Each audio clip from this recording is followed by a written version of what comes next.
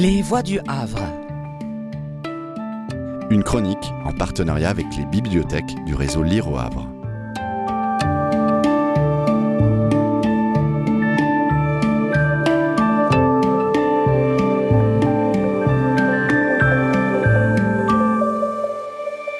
Je vais vous lire un passage du livre Les forces de la vie de Martin Gray aux éditions J'ai lu. Il faut créer. Je parle d'expérience. Si on limite sa vie à consommer, que devient-on sinon une sorte de machine vivante ? Il faut créer. Chaque minute de votre vie vous offre une possibilité de création. Vous pouvez créer votre façon d'être. Ne plus vous laisser guider par des modes ou des images, mais savoir que vous décidez librement, consciemment, de tel ou tel de vos actes. Créez en vous le refus de fumer. Croyez-vous que cela n'est pas important ? Créez votre volonté. Croyez-vous que ce n'est pas décisif ? Et créez autour de vous, par vos paroles, par vos soins, par vos actes, une atmosphère de bonheur, de quiétude et de sécurité pour ceux que vous aimez. Ne pensez-vous pas que cela compte infiniment ? Je proteste contre ceux qui ne voient dans la création que l'œuvre d'art. Ils ne connaissent pas la vie. Ils sont victimes des préjugés. J'ai rencontré un jour un vieil homme de plus de 80 ans, d'origine très modeste et qui n'avait jamais fréquenté les universités. À 11 ans, il travaillait déjà sur des chantiers.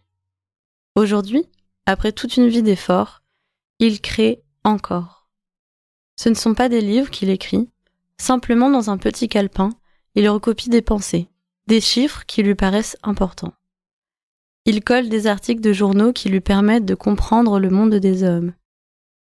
Il me montrait une longue colonne de chiffres. Là étaient consignées toutes les durées, telles que les savants les apprécient, des différentes époques géologiques, les moments de l'apparition des espèces animales. Je voyais son regard vif. « C'est impressionnant, n'est-ce pas ?» disait-il. « Croyez-vous que ce carnet ne soit pas une vraie création ? Une création que vous pouvez accomplir. Rien n'est plus simple et plus essentiel que créer. C'est entrer en relation avec le monde et les autres.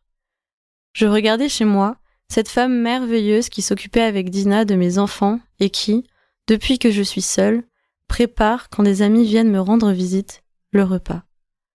Je la voyais découper les légumes et dans ces gestes si simples mais pleins d'expérience, je découvrais que la cuisine est une création.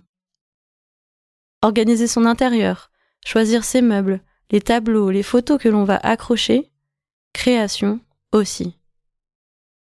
Je veux dire que les actes les plus quotidiens et les plus nécessaires, si on les accomplit avec amour, si on met toute sa personnalité, si on essaie d'échapper aux imitations, peuvent devenir des créations et donner la joie. Il faut que dans votre vie, vous réussissiez à imprimer votre marque à l'univers qui vous entoure, que vous donniez à vos actes le choix d'un vêtement, d'un ameublement, la confection d'un plat, votre marque. Il faut que votre vie soit une création continue. Car c'est à cela, en fin de compte, que doivent aboutir vos efforts. C'est cela le sens de chaque jour, de chacun de vos actes. Une création, votre vie, cela signifie qu'il vous faut la prendre en main, faire qu'elle ne vous échappe pas, qu'elle ne se dissolve pas sans que vous le sachiez et qu'un jour, vous vous retrouviez, surpris de tant d'années passées sans rien savoir sur vous-même, sur votre vie, sur son sens. C'est là le prix que payent ceux qui refusent de regarder leur vie, de la comprendre, d'agir sur elle.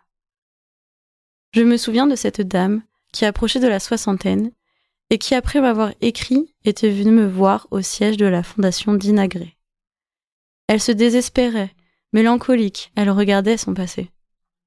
Mes années, monsieur Gray, mes années. J'ai l'impression de ne pas avoir vécu. Comment est-ce possible ? J'ai le sentiment de n'avoir rien fait de ma vie. Et maintenant ? Elle parlait. Elle racontait tout ce temps, ces jours, les enfants grandis, partis, qu'elle avait élevés mais sans se rendre compte que c'était pour eux et non pour elle qu'elle devait les aider à vivre. Qu'ils n'étaient pas venus à la vie pour elle, mais qu'elle les avait mis au monde pour eux. Elle avait créé, mais sans savoir quel était le sens de cette création. Je crois l'avoir aidée à comprendre. Car il n'est jamais trop tard pour donner à toute sa vie, même si une longue partie s'est déjà déroulée, une direction. Mais il faut vouloir créer, c'est-à-dire donner. Je vous ai lu un passage du livre « Les forces de la vie » de Martin Gray, aux éditions J'ai lu. C'était Les Voix du Havre. Une chronique en partenariat avec les bibliothèques du réseau Lire au Havre.